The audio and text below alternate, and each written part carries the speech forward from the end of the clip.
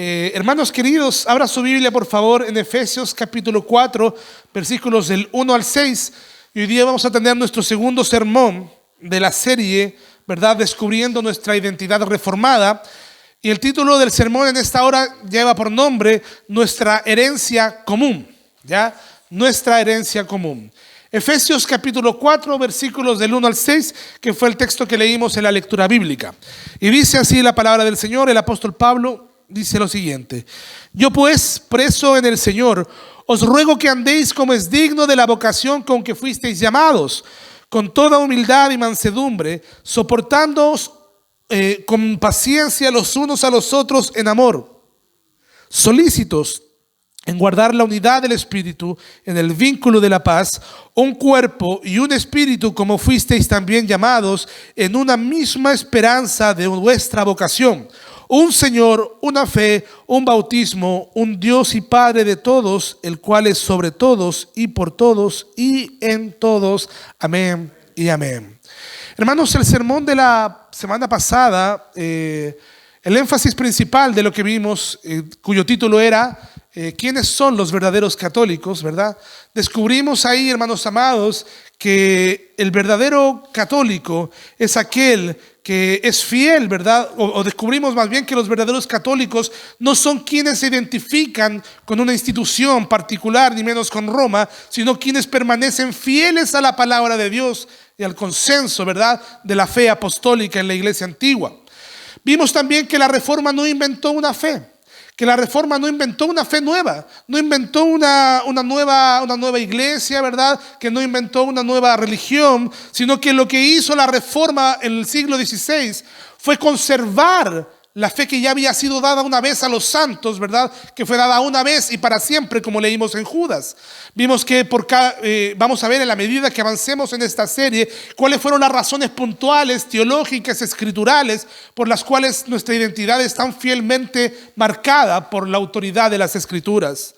Hermanos, hoy día queremos avanzar un paso más. Hoy hacernos una pregunta que es muy interesante para responder. ¿Qué es lo que nosotros como cristianos reformados, protestantes, evangélicos, si usted quiere, ¿verdad? ¿Qué es lo que nosotros compartimos con toda la iglesia cristiana en el tiempo, más allá de nuestras diferencias? Porque si bien es cierto, hay aspectos que nos separan de Roma y de la iglesia occidental, la iglesia oriental, ¿verdad?, la iglesia ortodoxa de Oriente, y tendremos el tiempo necesario para ver todas esas diferencias. También es cierto, o no es menos cierto, también es verdad que hay fundamentos esenciales. Hay fundamentos esenciales que nos unen con ellos y con los creyentes de todos los tiempos y todos los lugares. Y hoy día vamos a tratar de entender aquella realidad, hermanos. Pensemos en una orquesta, ¿verdad? Hermanos, hay algunos acá que pueden ser músicos, que pueden entender o que han ido a escuchar, ¿verdad?, en el teatro una linda orquesta sinfónica tocar. En una orquesta hay instrumentos que son distintos, hay instrumentos de bronce, hay instrumentos que son ¿verdad?, de percusión, hay instrumentos que son de cuerda, etcétera. Hay violines, hay trompetas, hay tambores, hay pianos, etcétera. Y cada uno tiene su timbre y tiene su función. Sin embargo, cuando todos siguen la misma partitura, surge una melodía hermosa y unida. Así también ocurre con la iglesia. Existen diferencias en tradiciones, de acentos y hasta de costumbres, pero lo que nos une es la partitura común de la fe, un solo Señor, una sola fe, un bautismo, ¿verdad? Por eso hoy día vamos a hablar de nuestra herencia común. ¿Qué tenemos en común todos los que nos denominamos cristianos? Tenemos en común. Hay cosas que después vamos a analizar y que son profundas diferencias que tenemos en relación, por ejemplo, a la iglesia romana o a las sectas, por ejemplo, como los testigos de Jehová, o en relación también, por ejemplo, a la iglesia ortodoxa. Pero hoy día nos vamos a profundizar en nuestra herencia común, aquellas verdades que confesamos junto con la Iglesia Universal y que nos muestra que ser reformado es también ser verdaderamente católico en el mejor y más profundo sentido de la palabra. ¿verdad? Un reformado. Por eso existe lo que se conoce como el catolicismo reformado, porque el reformado es católico en el mejor y más profundo sentido de la palabra, porque cree en la iglesia universal, porque defiende la verdad de la iglesia universal antigua, la fe apostólica basada en la palabra del Señor. Lo primero que vamos a ver en el pasaje de hoy día es el llamado que el Señor nos hace por medio del apóstol Pablo a vivir en unidad. Leamos juntos lo que dice el pasaje de Efesios en los capítulos del 1 al 3. El apóstol dice: yo pues, preso en el Señor, os ruego que andéis como es digno de la vocación con que fuisteis llamados, con toda humildad y mansedumbre, soportándoos con paciencia los unos a los otros en amor, solícitos en guardar la unidad del Espíritu en el vínculo de la paz. Hermanos, el apóstol Pablo escribe, mejor dicho, esta carta desde la prisión. Escribe esta carta preso. Yo preso en el Señor, dice, ¿verdad? Y está preso por la causa de Cristo. Y lo primero que hace en el capítulo 4 es exhortar a los creyentes de Éfeso a andar como es digno de la vocación con que fueron llamados. ¿Qué significa esto? Significa que la fe cristiana no simplemente se queda en ideas, ¿verdad? En ideas ni en credos abstractos, sino que tiene consecuencias concretas en la vida de la iglesia. Andar es un verbo, ¿verdad? Y es un verbo que prácticamente se manifiesta de forma externa. Caminar, andar de una forma determinada. ¿Y cuál es la consecuencia inmediata de ser cristiano o de andar en esta vocación? Vivir en unidad. Que la iglesia tiene que vivir en unidad, ¿verdad? No una unidad impuesta por la fuerza, ni una uniformidad superficial donde todos estemos exactamente vestidos de la misma forma, ¿verdad? O que todos practiquemos las mismas cosas en todo momento y lugar. No se trata de uniformidad, tampoco se trata de una unidad impuesta por la fuerza, sino de una unidad real, la unidad en el Espíritu, dice el apóstol Pablo, un fruto de la obra del Espíritu Santo en medio del pueblo de Dios. Esa es la unidad que que la iglesia de Cristo debe tener. Y mira cómo describe el apóstol Pablo que tiene que ser esta unidad. Con toda humildad, dice la palabra. Amados hermanos, de repente tenemos la tendencia a defender nuestra fe no desde una posición humilde, no buscando necesariamente la persuasión del corazón, no ganarse el corazón del otro. El sabio Salomón decía, si no me equivoco, en Proverbios o Eclesiastés, uno de sus libros, decía: el que gana un alma es sabio. ¿Qué significa ganar el alma? Persuadir el corazón para que llegue a la fe correcta, ¿verdad? Y eso muchas veces no es posible, aunque tengas la verdad en tu boca, si no va acompañada de humildad. Por eso el apóstol Pablo dice que esa unidad debe ser llevada a cabo con toda humildad. Y la humildad es reconocer que no somos el centro, que no tenemos la última palabra, que dependemos de la gracia de Dios y necesitamos a nuestros hermanos.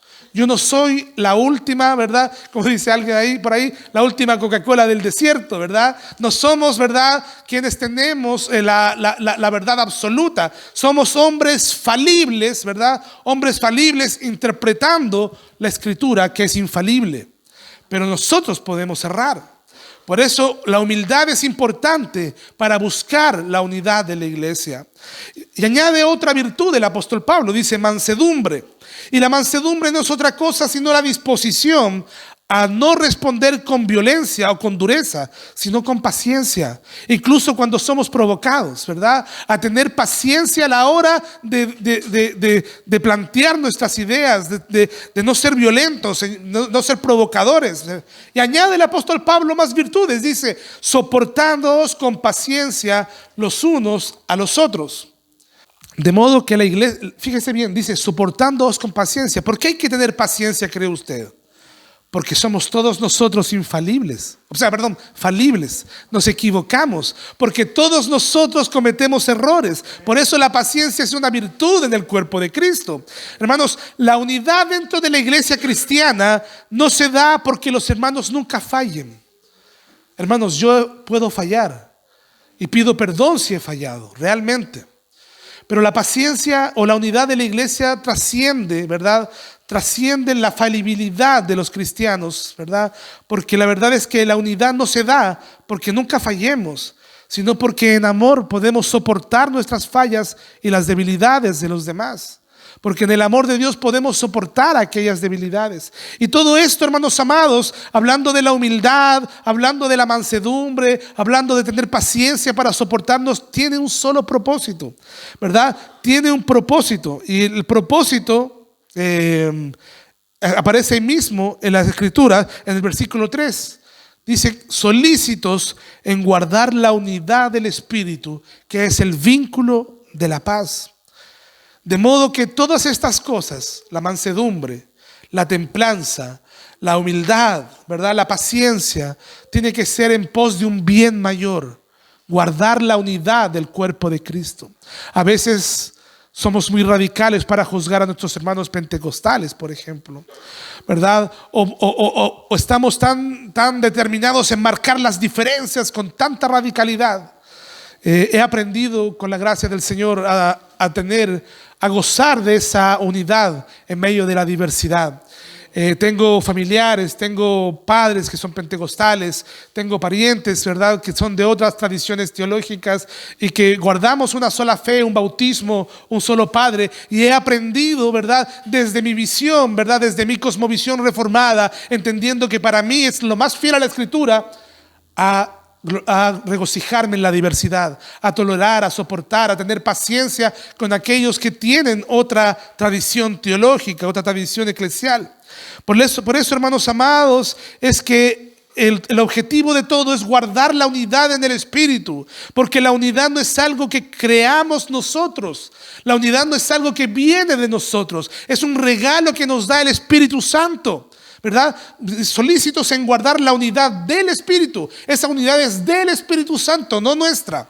Porque nosotros podemos hacer un montón de planes, ¿verdad?, para ser lo más abiertos posible y tender lazos con otras iglesias. Pero lo que nos une no es una junta pastoral regional, ¿verdad? No es una estructura administrativa. Lo que nos une con toda la cristiandad es esa unidad que está en el Espíritu Santo, ¿verdad? Aquellos que hemos sido nacidos de nuevo por la palabra del Señor, por el Espíritu Santo, y que guardamos una fe apostólica sincera.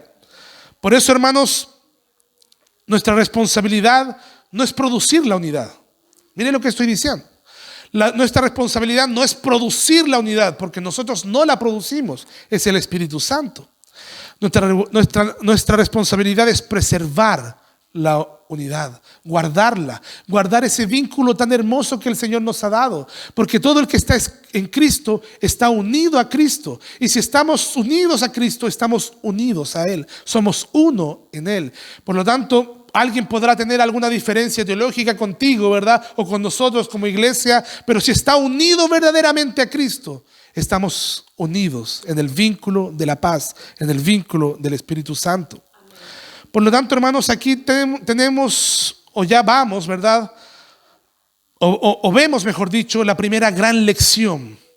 ¿Qué cosa? Que nuestra identidad en la iglesia católica, dígase universal, ¿verdad?, en el sentido bíblico de la palabra, no en esa semántica errada que usa Roma.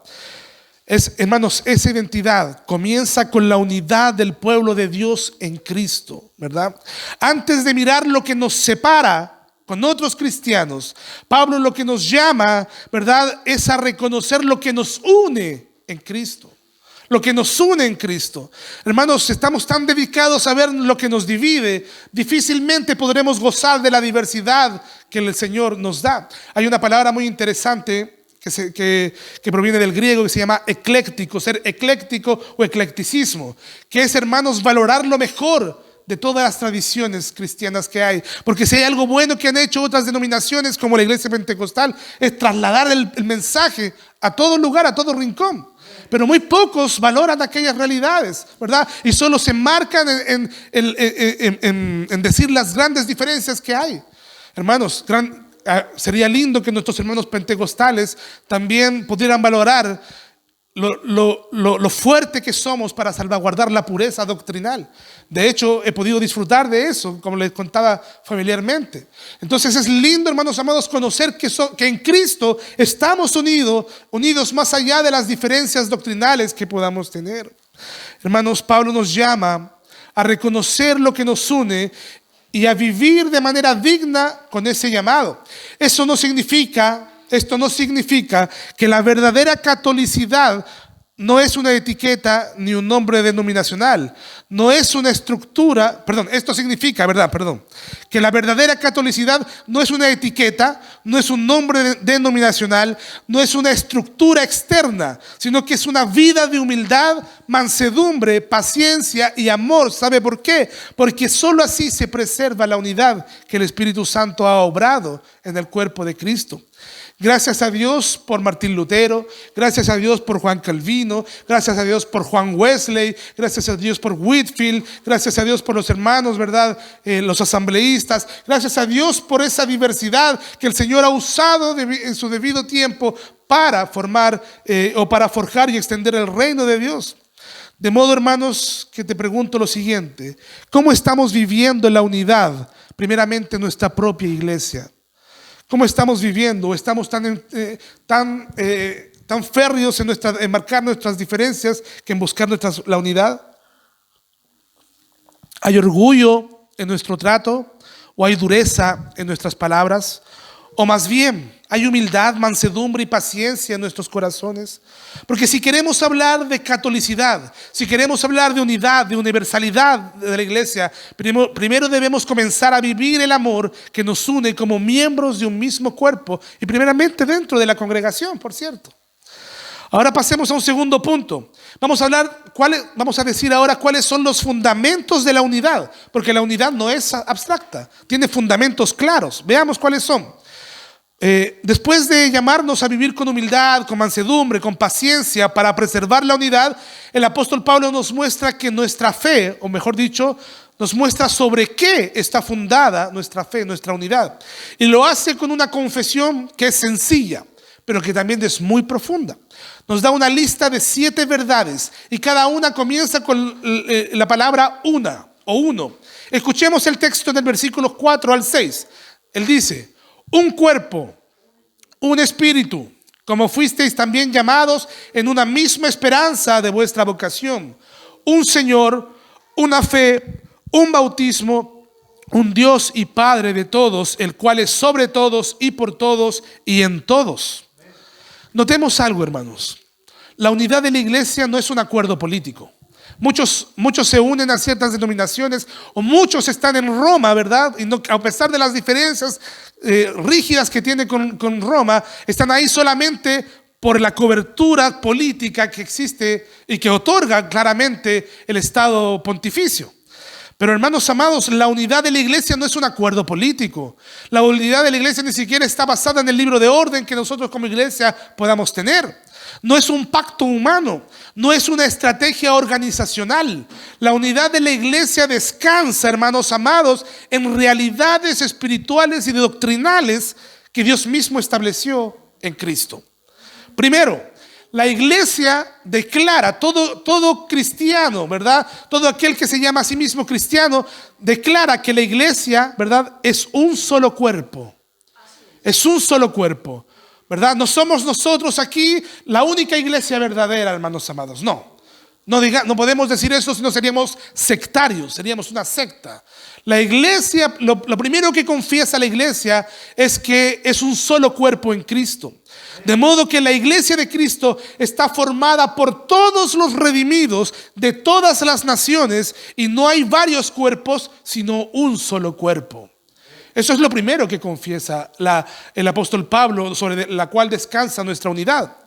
En segundo lugar, la iglesia dice, ¿verdad?, por medio de su palabra, el apóstol dice que hay un solo espíritu, ¿verdad? Nosotros confesamos que ese espíritu es dador de vida, ¿ya? El Espíritu Santo es el que da vida, el que habita en nosotros, el que santifica en todos los creyentes, de modo que no hay distintos espíritus para distintas denominaciones, sino que es el mismo espíritu para todos los cristianos. Para todos los cristianos. Mire qué interesante, hermano. Por eso no tenemos paz con algunos lados. No hay paz con Roma, no hay paz con los testigos de Jehová, ¿verdad? Que niegan la veracidad del Espíritu Santo. No hay paz con ellos, hermanos. Además, el apóstol Pablo dice una sola esperanza. Y la vida eterna, de modo que la vida eterna, la gloria prometida en Cristo Jesús, ¿verdad? Es algo que nos une a todos como cristianos. Existen cristianos que creen en lo que se denomina el aniquilacionismo, ¿verdad? Que creen que todos los hombres y mujeres, una vez muertos, no hay vida después de la muerte. Hermanos, con ellos no hay unidad. No hay unidad, porque tenemos una esperanza. ¿Cuál es esa esperanza? La vida eterna. La gloria prometida por Cristo. Creo en la resurrección de la carne. Creemos en aquello, hermanos amados. Todos los cristianos estamos esperando la misma herencia celestial, esperando la venida, la parucía, ¿verdad? La segunda venida del Cordero. Entonces, hasta este momento hemos dicho que la unidad descansa en un solo cuerpo, en un solo espíritu, en una sola esperanza. Y después dice el apóstol Pablo, un solo Señor. Un solo Señor, el cual es el Señor Jesucristo, verdadero Dios, verdadero hombre, el centro de nuestra fe. Y aquel que niega esta verdad no tiene paz y unidad con nosotros, ni con la iglesia universal. Una sola fe, dice el apóstol Pablo. De modo que no existen 1000 formas de creer, sino la única fe apostólica, la cual es el Evangelio. Cristo, el camino, la verdad y la vida, que fue crucificado, muerto por nosotros, por nuestros pecados, pero que al tercer día resucitó de entre los muertos, ¿verdad? Eso es lo que nosotros creamos. Ese es el Evangelio, esa es la fe, ¿verdad? Del Evangelio. Él murió por nuestros pecados y por Él tenemos vida, porque Él resucitó. Hermanos amados, no existen 1000 formas de creer, sino la fe apostólica en el Evangelio revelado en la palabra de Dios. Además, el apóstol Pablo dice que hay un solo bautismo, ¿verdad? De modo que todos los cristianos creemos que el bautismo es una señal de ingreso al pueblo de Dios. Es a través del bautismo que somos ingresados al pueblo de Dios, ¿verdad? De modo que la señal de ingreso al pueblo de Dios no se repite, no se duplica, porque hay una sola marca de pertenencia, porque hay un solo cuerpo, porque hay una sola iglesia. Lo que tenemos que preguntarnos es lo siguiente. Lo que tenemos que preguntarnos es ¿cuál es la fórmula que se usó para el bautismo? Porque existen, por ejemplo, solo Jesús, ¿verdad? Ellos no creen en el bautismo en el nombre del Padre, del Hijo y del Espíritu Santo, como lo enseñó el Señor Jesús. Entonces hay una unidad en el bautismo con toda la iglesia universal. Y por último dice el apóstol Pablo, un Dios, un solo Dios y Padre de todos nosotros. De modo que el origen, de modo que el fundamento de todo es Dios y el Padre, ¿verdad? Aquel que sostiene y gobierna a su iglesia. Hermanos, usted puede notar lo glorioso de este pasaje. Usted puede notar lo glorioso de esta lista. Aquí tenemos la verdadera base de nuestra catolicidad, lo que nos une, ¿verdad? No se trata de tradiciones humanas ni de instituciones visibles, sino de la obra del mismo Dios revelado en la Santa Trinidad. Y esta es nuestra herencia común. Esta es nuestra herencia común con todos los que confiesan a Cristo como Señor y Salvador. Sean católicos romanos, estoy hablando ahora de nuestra herencia común, ojo, ¿ya? Sean católicos romanos, sean ortodoxos griegos, por ejemplo, sean reformados, ¿verdad? Luteranos, sean evangélicos, pentecostales, por ejemplo, si confiesan estas verdades fundamentales, en un sentido, pertenecen a la iglesia universal que el apóstol Pablo describe aquí. Hoy día estamos hablando de lo que nos une, nuestra herencia común. Hoy día ese es el objetivo de este sermón, porque más adelante tendremos mucho tiempo para ver cuáles son nuestras grandes diferencias y por qué resistimos lo que Roma creó hasta el día de hoy de manera muy errada. Pero lo que estamos viendo aquí, hermanos amados, es algo que nos debe llenar de gratitud, que nos debe llenar de humildad, ¿verdad? Gratitud porque no estamos solos, porque formamos parte de una familia inmensa, extendida a lo largo de los siglos y por todo el mundo. Gratitud, hermanos amados, porque en Roma, a pesar de que haya gente en la iglesia romana, hay pueblo de Dios en medio de ese lugar. Hay muchos hermanos que un día abrirán los ojos estando ahí y que tienen una fe sincera en Jesucristo como el único mediador entre Dios y los hombres. Eso es tener humildad y gratitud. Humildad, ¿sabe por qué? Porque no podemos creer que nuestra congregación o nuestra denominación agota el plan de Dios. O sea, como que somos los únicos, ¿verdad?, que cumplimos el plan de Dios. Somos un miembro más de ese gran cuerpo que es en Cristo Jesús. De modo, hermanos queridos, pasando a un tercer punto, nuestra herencia común con la iglesia antigua es importante. La semana pasada vimos que ser verdaderamente católico era estar afianzado y fundamentado en la fe apostólica, en las escrituras, en la fe apostólica. Y hasta ahora hemos visto que la unidad cristiana es un llamado práctico a vivir con humildad, mansedumbre y amor, y que esta unidad tiene fundamentos firmes establecidos por Dios mismo: un solo Señor, una fe, un bautismo. Pero alguien podría preguntarse lo siguiente: ¿cómo sabemos que lo que confesamos hoy día como iglesia, ¿verdad?, es la misma fe que los cristianos han confesado siempre? ¿Cómo podemos estar seguros que lo que hoy día nosotros confesamos es la misma fe que los verdaderos cristianos han confesado siempre? La respuesta es que la iglesia a lo largo de los siglos ha afirmado estas mismas verdades, ¿verdad? Estas mismas verdades. En los primeros siglos, la iglesia enfrentó grandes desafíos doctrinales. Antes de que apareciera Roma, antes de que hubiera papa, la iglesia tuvo desafíos importantes doctrinales, porque habían algunos que negaban que Cristo fuera verdaderamente Dios, los arrianos, por ejemplo. Otros negaban que el Espíritu Santo fuera divino. Otros confundían la humanidad y la divinidad de Cristo, como los nestorianos. Y frente a estas amenazas, la iglesia no inventó nuevas doctrinas, sino que se reunió con las escrituras abiertas para confesar lo que la escritura ya enseñaba y para dejarla firmemente establecida.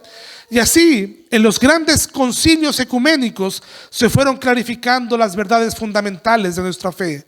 Nosotros creemos que lo que se declara en la confesión nicena del año 325 es verdad, porque esa confesión confesó que Jesucristo es la misma naturaleza del Padre, plenamente Dios. Cristo es Dios. Creemos en lo que confesó Constantinopla en el año 381, que afirmó que el Espíritu Santo también es Dios.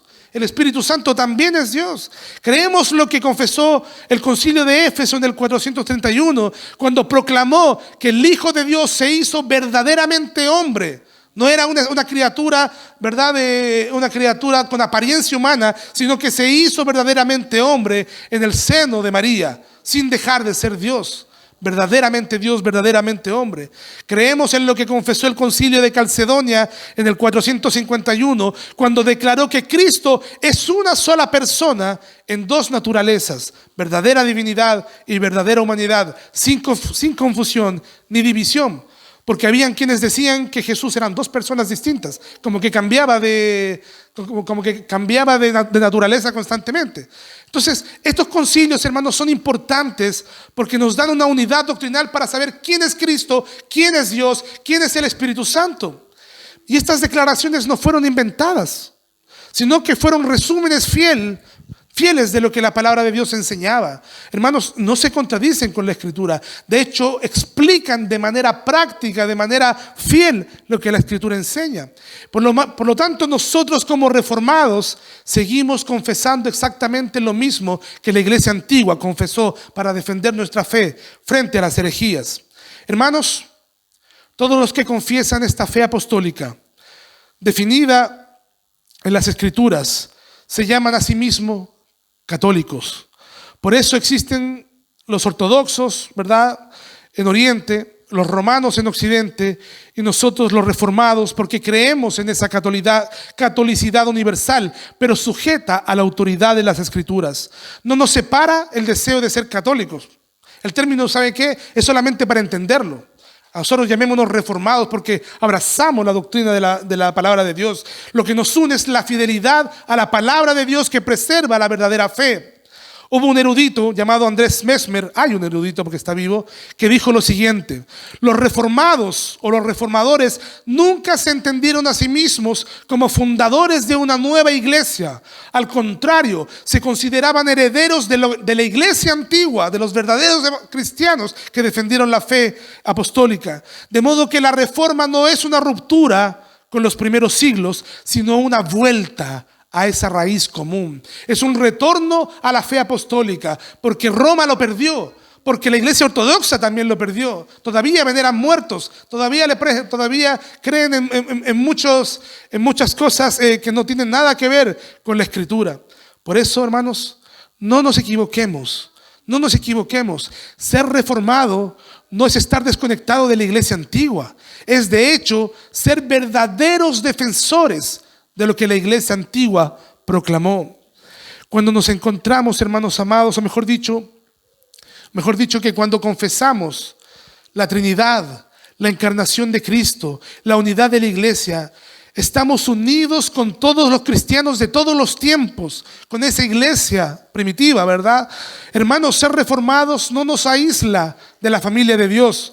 Al contrario, nos ubica en el centro de la familia de Dios, ¿verdad? Nos ubica en el centro.